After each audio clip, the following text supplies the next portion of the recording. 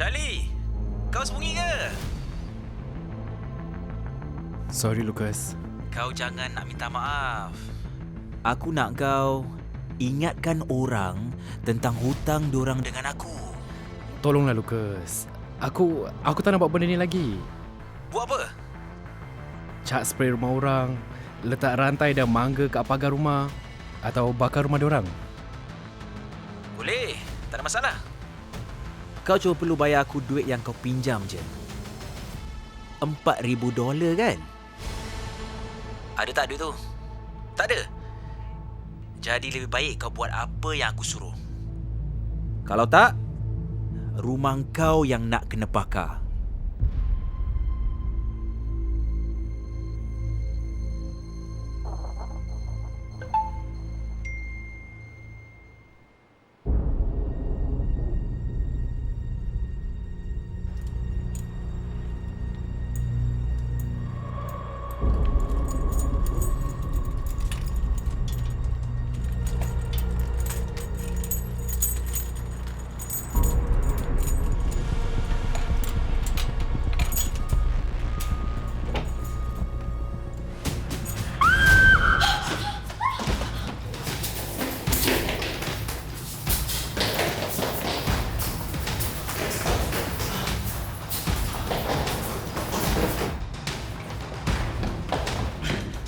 Berhenti, polis. Berhenti! Berhenti!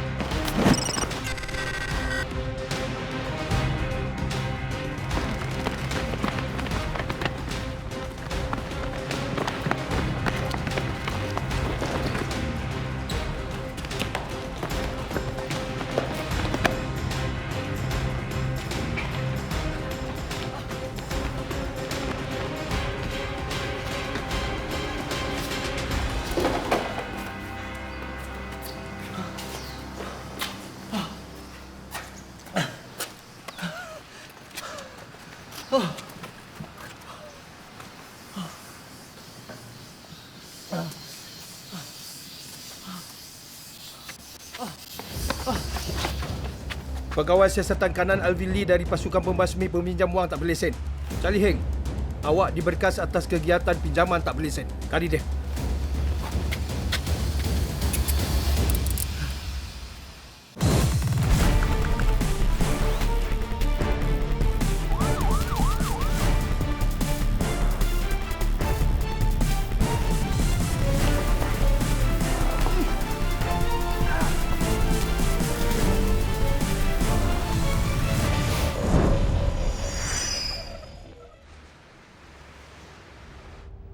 Charlie, dah lama kami dah perhatikan awak. Cakap, awak kerja dengan siapa? Awak kunci mulut awak sekarang pun tak guna. Saya tahu kepala awak dah nak pecah dah. Saya tak nak jadi runner atau cederakan orang. Saya tak ada pilihan. Dia getah untuk bakar rumah saya. Siapa? Saya cuma tahu nama dia, Lucas. Apa yang Lucas suruh awak buat? Lucas berikan saya arahan. Pergi satu-satu tempat, jumpa satu-satu orang, kutip duit daripada dia. Berapa banyak? Antara 2 dengan $8,000. Saya akan cek dulu untuk pastikan jumlahnya betul.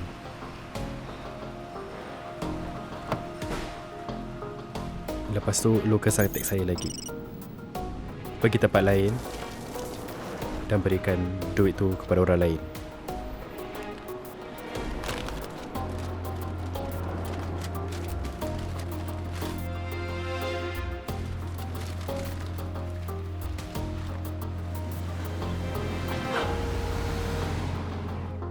Siapa mereka tu? Saya tak tahu. Ada kontak mereka?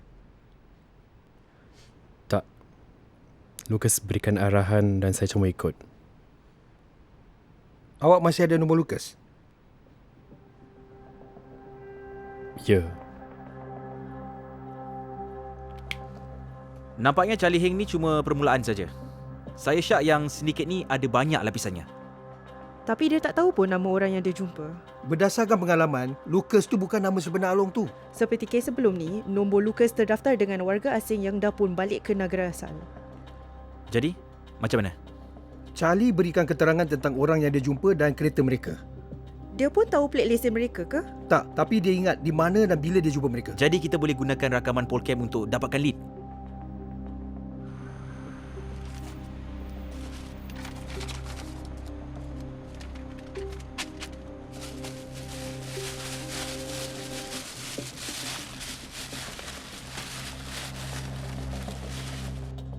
Kami dah pun cari nombor plate lesen kenderaan yang dimiliki dua orang suspek yang ditemui Charlie. Suspek 1, Adrian Peter.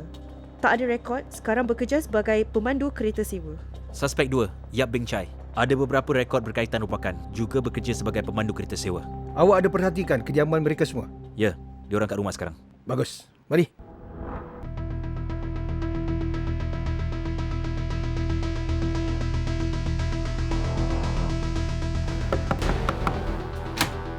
Ayo Penny Lim dari Pasukan Pembasmi Peminjam Wang Tak Berlesen.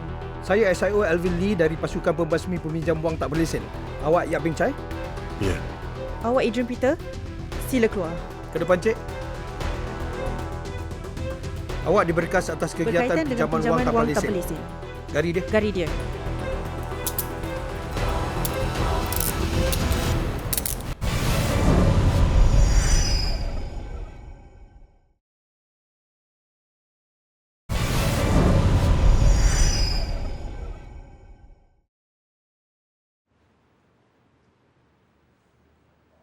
Ada berita?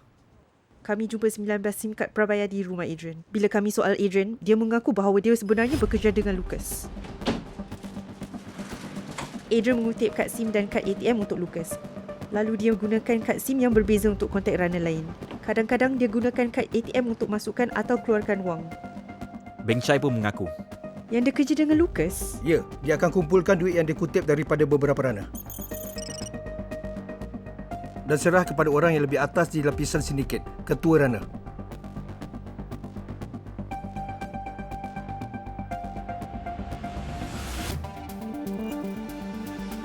Maksudnya, Beng Chai tak tahu nama chief runner ini? Tapi nasib baik, Lucas hantar gambar van ketua runner tu kepada Beng Chai untuk pengenalan dan masih lagi dalam galeri telefonnya. Daripada ni, mudah untuk mengesan Chang Yik Shen yang bekerja sebagai pemandu penghantaran. Tak ada rekod.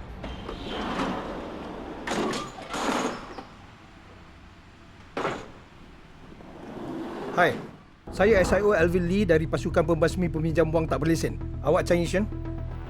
Ya. Awak diberkas atas kegiatan pinjaman wang tidak berlesen. Gari dia.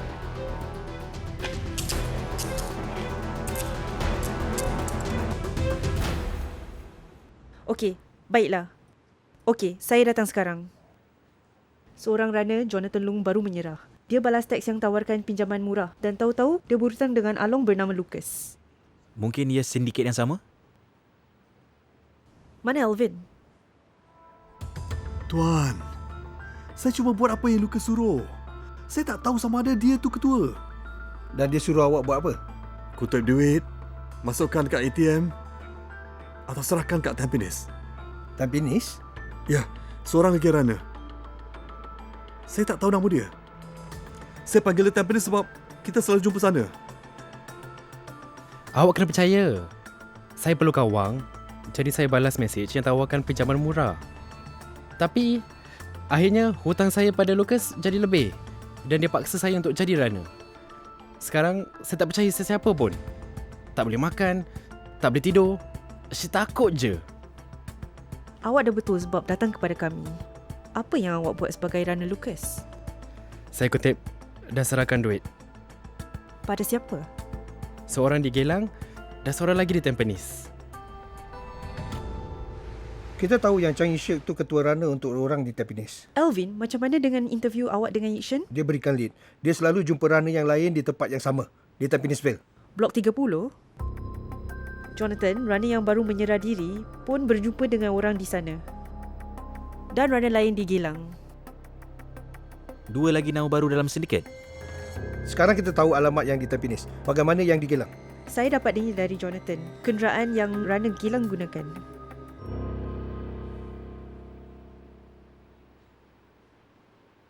Ya, lori tu dah disewa oleh Encik Leong Wei Lun.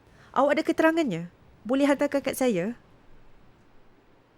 Saya buatkan sekarang. Awak nak lokasi lori tu sekarang? Ya. GPS tunjukkan ia di lorong 25 Geylang sekarang. Okey, terima kasih. Alvin, saya ada gambar Rana tu di Tampines. Ini rakaman Polcam dari blok 30 Tampanesville. Di kiri tu, Jonathan menyerahkan envelope kepada Rana Tampines. Di sebelah kanan, Yikshen menyerah envelope kepada Rana Tampines.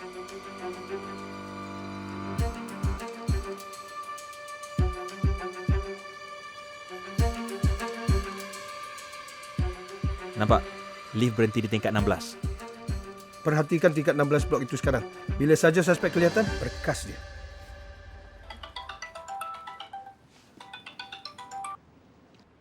Ya, Penny? Okey, saya ke sana.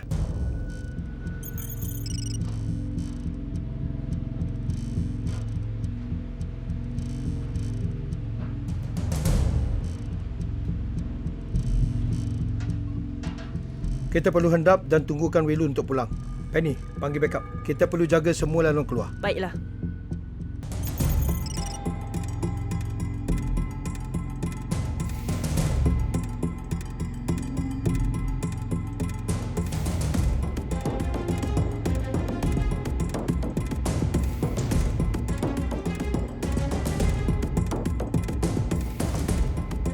Suspek dikesan. Masuk.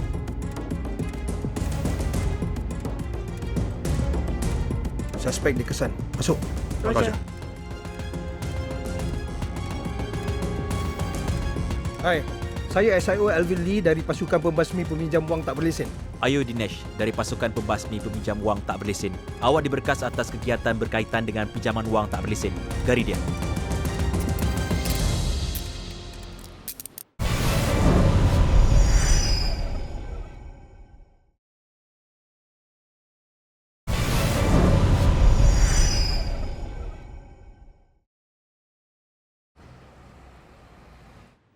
Ada berita tentang Rana West Coast yang Wei Lun bocorkan? Memandangkan Wei Lun berikan lokasi, tarikh dan waktu mereka berjumpa dan dia pandu kereta merah, kami dah dapatkan rakaman Polcam dengan nombor plate lesennya. Ini Chan Chikin, seorang ejen hartanah dan ada beberapa rekod mengganggu orang sebelum ini.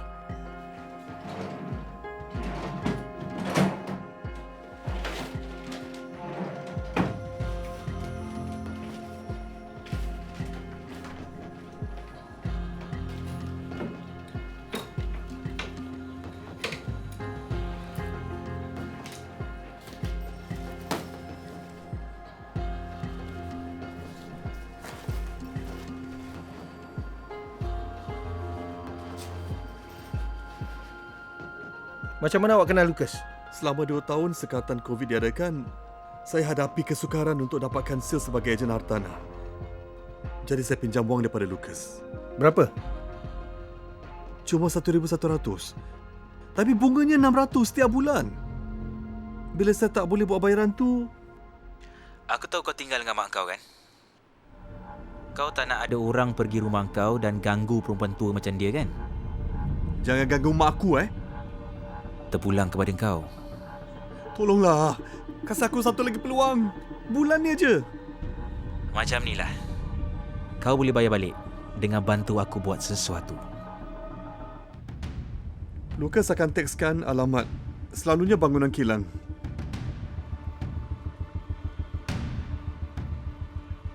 Dan berikan tingkat mana yang saya kena pergi.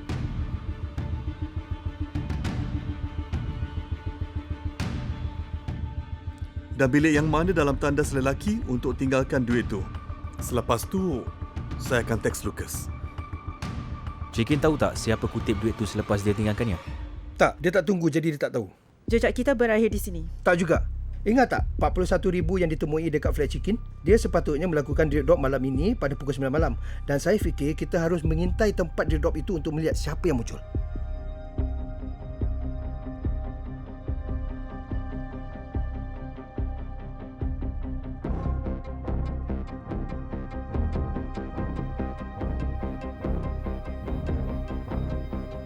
Boleh saya tengok ni? Dinesh, bagaimana situasinya? Tak ada pergerakan. Tak ada sesiapa atau apa-apa yang mencurigakan. Saya tak fikir kutipan itu akan berlaku hari ini. Kita hentikan dulu dan balik ke ofis. Roger. Terima kasih. Saya tak percaya tak ada orang datang ambil $41,000 tu. Lucas mesti dah dapat tahu dan cancel kutipan tu. Tak apa guys. Kita pun dah dapat tumpaskan sindiket itu dan rosakkan operasinya.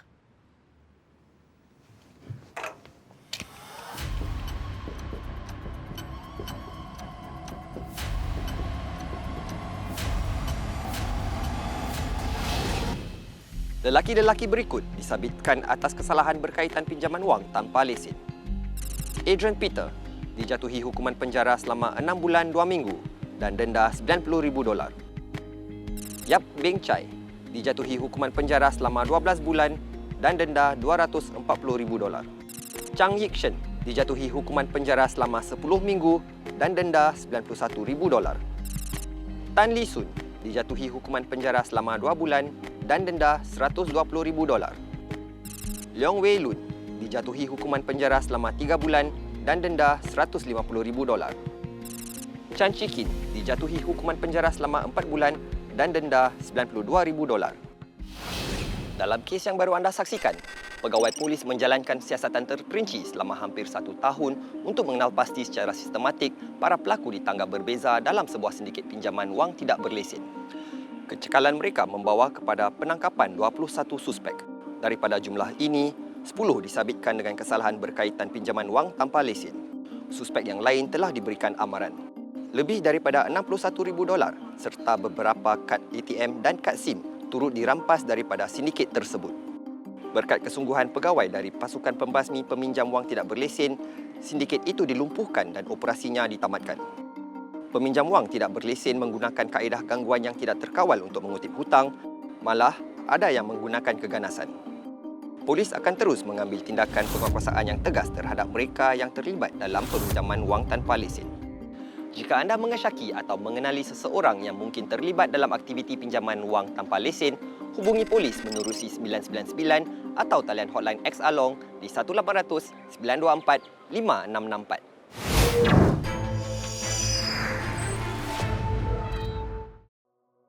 Semakin ramai peminjam wang tak berlesen menghantar iklan pinjaman melalui teks atau platform dalam talian. Jika anda menerima iklan sedemikian, sila jangan balas dan laporkan sebagai spam. Berhati-hati, mesej mengenai pinjaman juga mungkin scam. Pada 2022, kira-kira $9.3 juta hilang akibat penipuan pinjaman. Kami di sini hari ini untuk melihat sama ada orang ramai tahu sama ada ini sahih atau tidak.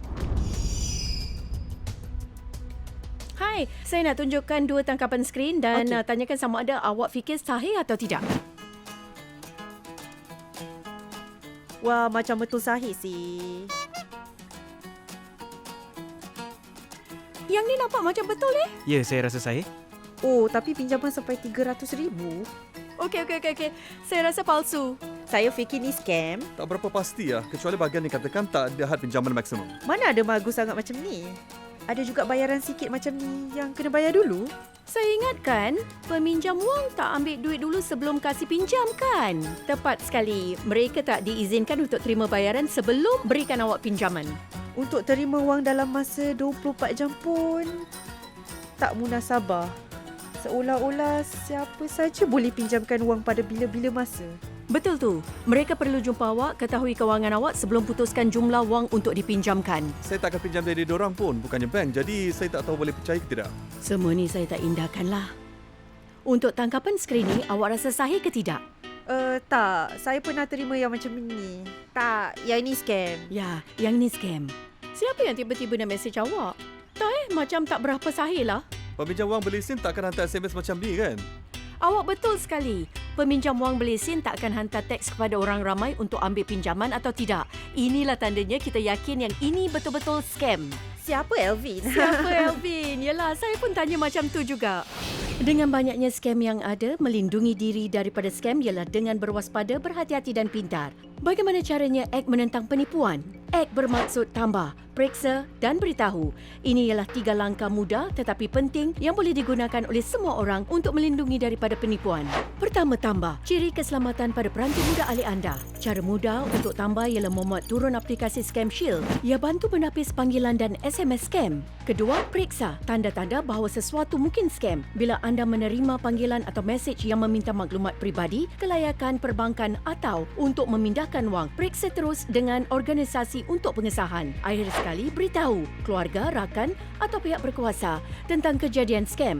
Jika anda syak yang anda mangsa penipuan, beritahu bank dan polis dengan segera. Jika perlukan nasihat, anda boleh hubungi talian bantuan atau lawati laman web berikut. Kita telah tiba ke penghujung episod pertama Jejak Jenayah untuk tahun 2023 ini. Terus ikuti kami dalam satu lagi musim kes-kes dan penyiasatan yang menarik. Saya DSP Muhammad Omar Sharif. Sehingga di lain ketika, mainkanlah peranan anda dalam mencegah, mengekang dan mengesan jenayah.